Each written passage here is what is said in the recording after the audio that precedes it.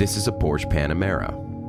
It's a 2016 in white with a luxor beige interior. It has 24,000 miles, a 3.6-liter V6 engine which makes 310 horsepower and 295 foot-pounds of torque, and gets 27 miles to the gallon highway.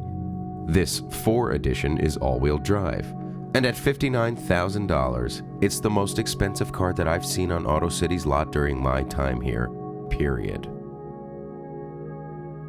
This is Ariel with AutoCity in El Cajon, San Diego's award-winning used car dealership. I love Porsche.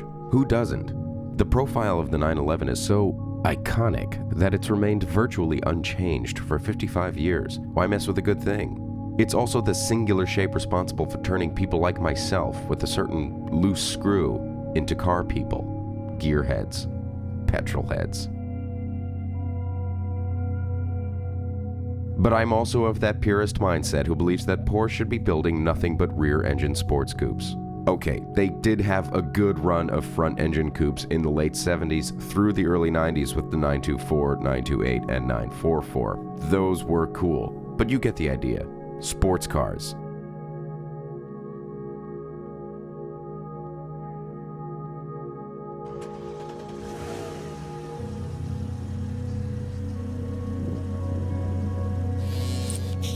So when this car came out, the Panamera, Porsche's first ever sedan slash 4-door Grand Touring coupe, whatever you want to call it, I was hesitant. I'm still hesitant, but now I have an opportunity to see what it's really like, up close and personal, and to see if this gently used Panamera with only 24,000 miles really is worth the $59,000 price tag. The last company I would ever expect to succumb to the pressures of competitive marketing was Porsche. In a time when all the non-SUV building car makers started adding SUVs to their premium brand lineup, Mercedes had the ML, BMW soon followed with the X5, but then the Cajon came out in 2002 and everything changed. That opened the floodgates, so to speak, allowing Porsche to expand their market beyond buyers of just the 911. It was only inevitable that their next big, bold move after the Cajon was a family-friendly 4-door sedan, the Panamera. My hands-on experience with Porsche is admittedly limited. It's not exactly the most accessible brand for a car enthusiast on my budget. So in all honesty, I don't really have much to compare it to as far as driving goes. So this Panamera is kind of getting a clean slate with me, and I plan to test it not as a Porsche, but as a car.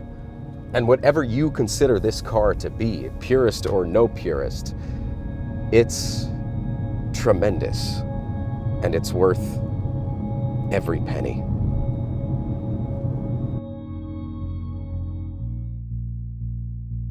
The interior masters the art of simplicity. Yet it's also somehow wildly complex, but the depth of its intricacy isn't hard to understand, following a short learning curve. Like any modern, expensive car, it comes with its own infotainment system, which also doubles as the car's, we'll call it, system preferences menu. Here, a variety of options can be customized to your liking, things like the timing of interior dimmers, door lock parameters, etc. Yes, it is modern, but not tech-centric. The tech does not distract from the drive experience. The steering wheel has no extraneous buttonage. The gauges are still analog, and laid out in classic Porsche style, I might add. There's an actual turn signal stalk, which locks into place until you cancel it by turning the wheel. The key fob, which is shaped like the car, does not include an actual key, but the ignition must be turned as a key would be, giving proper tactility to starting this car. You can feel the engine turn over in your fingertips. I like that.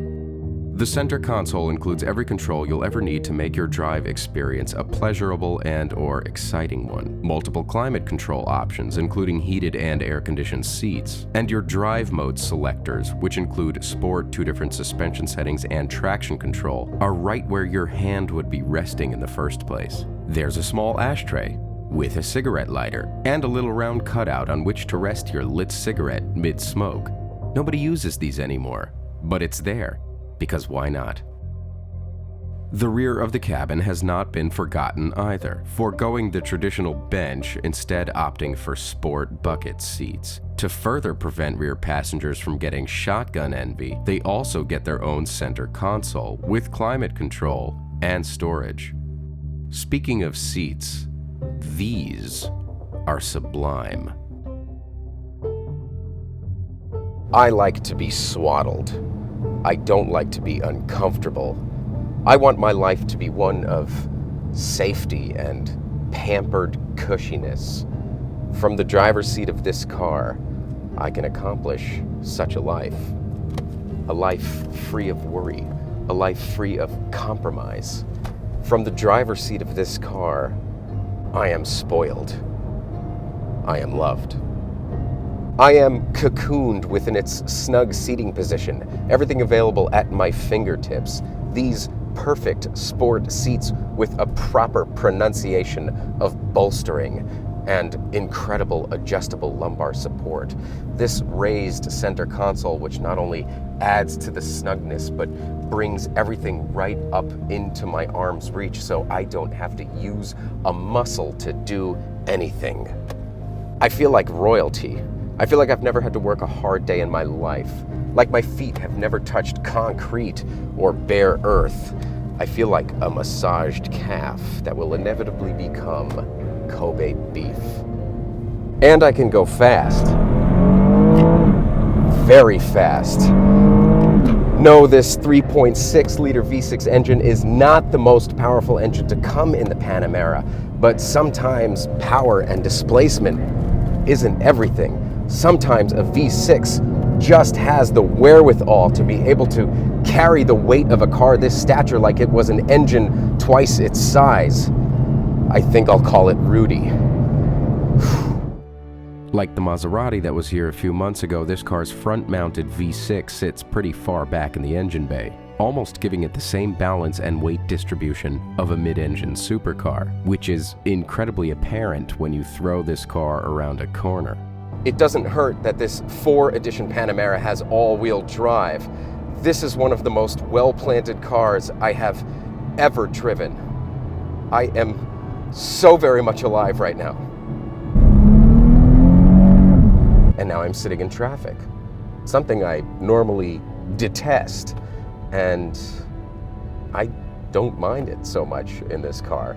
I told myself I wasn't gonna do any gimmicky sales pitches in this video, like show you how spacious the trunk is or how roomy the back seat is for your rear passengers or something like this, but there is one thing I really want to show you, and it's this door.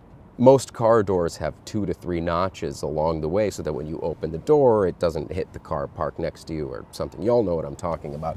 This door does not have notches. This door is motorized. So wherever you open this door up to, it locks into place via motor. And there's a resistance that you can feel where the door is being held into place. And if you have to open it up further, you gotta push it to open it up further. And then it locks into place again. Wherever you go, it locks into place.